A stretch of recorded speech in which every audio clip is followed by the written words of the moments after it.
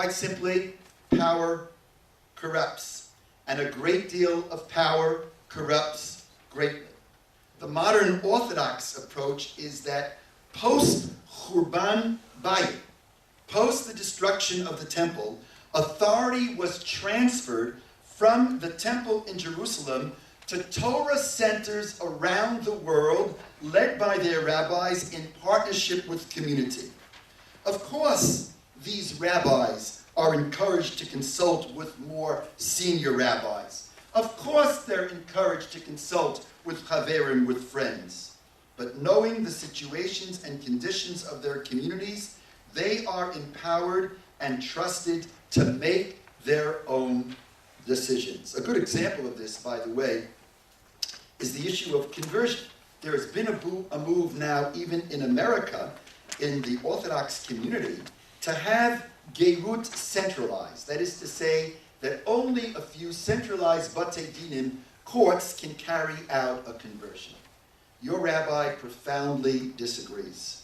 I think that Gerut should be left in the Orthodox community to Orthodox rabbis who are serving in their communities, who know the situation, who know the conditions, who know the halacha, and it's up to them to oversee the conversions and to convene the Bet Din and to see that the conversion is done. If we will continue on this centralization path, my prediction is that soon, not only will there be a select few rabbis who will be doing conversion, there will be only a select few rabbis who will be allowed to do other life cycle events, like marriages themselves. I want to read to you from this book called Community Covenant and Commitment.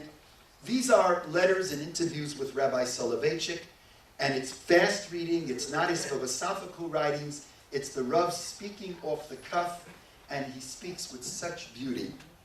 I want to read to you just a piece of an interview that gives you his sense of what it is to be a rabbi. And he wasn't just a rabbi, he was the Rav. He was the rabbi's rabbi.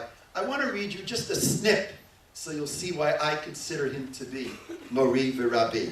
This is an interview he gave in 1960 after he turned down the chief rabbinate of Israel. He was offered the chief rabbinate. And in the process, he spoke about what his definition of a rabbi is, and I'm going to just read to you a small excerpt. I hope you'll enjoy it. I like to think of the rabbinate in terms of a Rebbe teacher who is not above his students, but rather with them, similar to a family relationship. In such a relationship, there is no tension that normally exists in the rabbi-congregant relationship.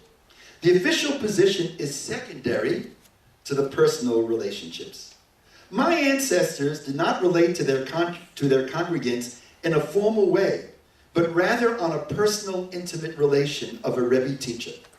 They did not wear the typical rabbinic garb. They never allowed the congregation to wait for them to finish Shmona Esrei. They tried not to inconvenience the congregants to stand up for them. They never signed a document with the title rabbi after their signature. My grandfather, Reb Chaim, would not hesitate to walk out of a meeting with eminent people of Brisk to comfort a poor, nervous woman and patiently listen to her relating her dreams. A rabbi was never considered a master. A rabbi was remembered in the words of Rabban Gamliel and Horiyot, Yudamid Aleph Tenei, and I quote, "Do not think I am giving you a position of authority, but rather I am giving you a position of servitude."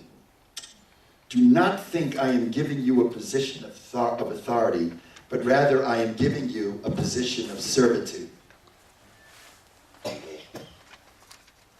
So much for Torah Yisrael. I want to move on and talk now about the second pillar, and that is Am Yisrael, the people of Israel, which in broader terms talks about the treatment of the other. And treatment of the other, I believe, is yet another way in which modern Orthodoxy differs from the Orthodox rite. By other, I want to broaden it out, even though I categorize this as Am Yisrael, and I want to talk about relationship not only to the less observant community, to the non-Orthodox community, but I want to talk first about relationship to those who are not Jewish. For the Orthodox rite, chosenness, being part of the chosen people, means that the soul of the Jew is on a higher level than a non-Jew. That the soul of a Jew is intrinsically holier. For modern Orthodoxy, chosenness is not a statement of Jewish soul superiority. Rather, it defines the mission of the Jew of being of a higher, certainly of a very unique, indispensable purpose.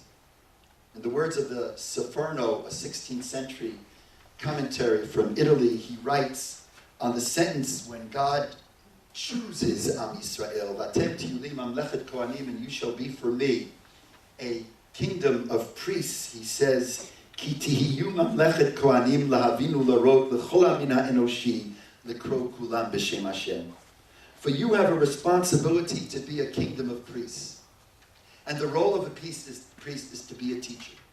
One of the missions of the Jewish people is to be teachers, to understand and to teach the entire human race that all shall call upon the name of a God. And everyone knows that who's the class teacher? The class teacher is the teacher who knows how to listen, who knows how to listen to others. We're not the only ones who have made contributions to the larger world.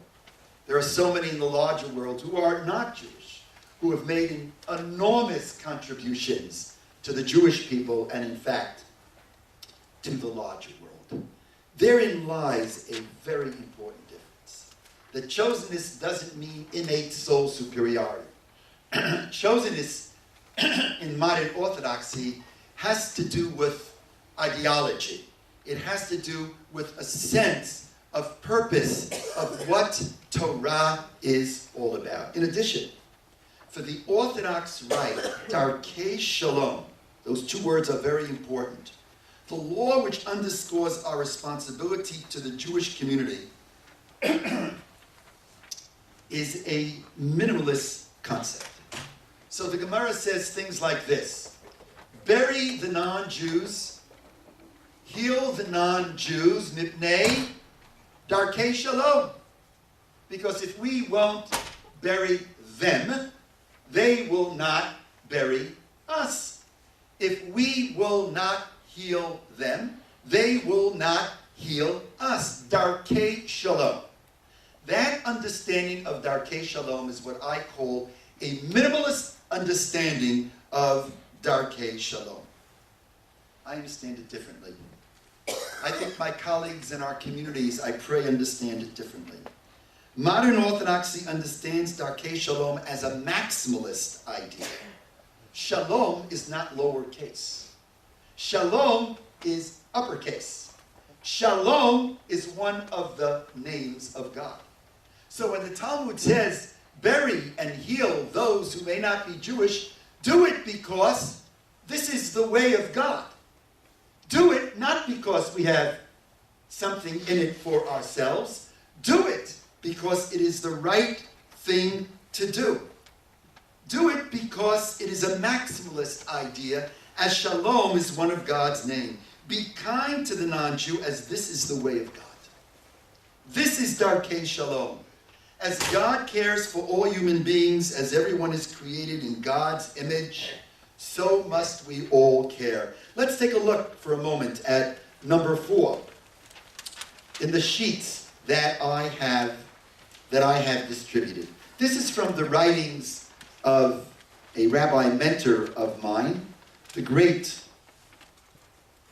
Rabbi Walter Wurzburger, and let's see what he says.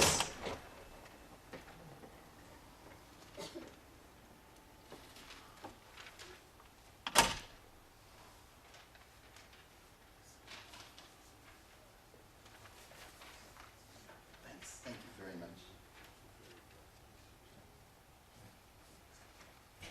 Let's read this through. Maybe someone can help me out in reading number 4 so my voice doesn't completely go. Please, read it out loud. What's your first name? Lady. Lady, please. Maimonides. Maimonides makes it abundantly clear that concern for the welfare of a non-Jew transcends consideration of enlightened self-interest and reflects the religious mandate to imitate the ethical attitudes of God. It is for this reason that when Maimonides discusses the obligation to give alms to non-Jews, he cites the verse, God is good to everyone, and his mercy encompasses all his creatures. Tov Hashem lakol v'rachamav al kol masav. Go on. Before quoting the passage from Proverbs, which the Talmud invokes as justification for the ways. If we had a chance, we would pull out, if we had the time, the Rambam, and we would look at it.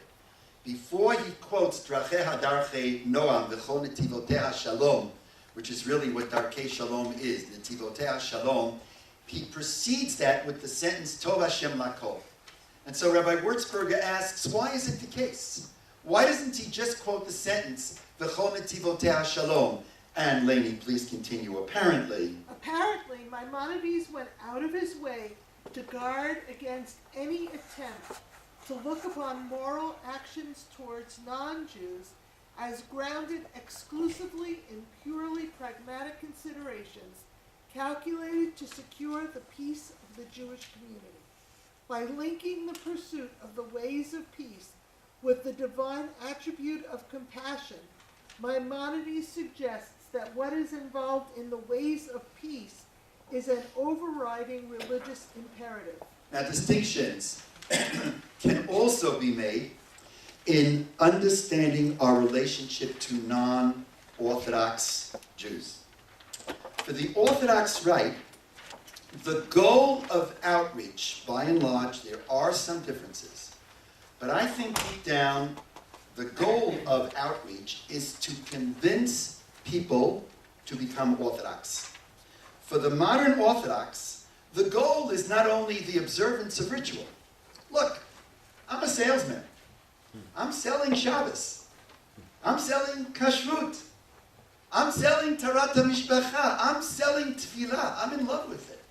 I want to share it. I have an honest bias. I love this stuff. And that certainly is on my agenda. But, as I've pointed out, that's not my only goal. For the modern Orthodox, the goal is not only the observance of ritual, but I would say much more important. It is the stirring of Jewish consciousness, the lighting of a spiritual fire, allowing those touched to determine their own direction. Moreover, outreach in modern Orthodoxy is based on the principle that those reaching out have much to learn from those being reached. From this perspective, the very term outreach is inaccurate for me, as it implies a unilateral relationship. Suppose you come into an outreach program. You have the outreach worker, and then you have the outreachee. It's a one-way relationship. A more appropriate term is encounter, which describes a mutual interaction in which all parties benefit and acquire deep respect for each other. Look at number 5. This now is the writing from Rav Kook. Rav Kook was greatly criticized because as the first chief rabbi of Israel before it became formally a state, he dies in 1935, he would dance with those who are not Orthodox. He would play soccer with them, Erev Shabbat. He wore a kapata. He wrote a book on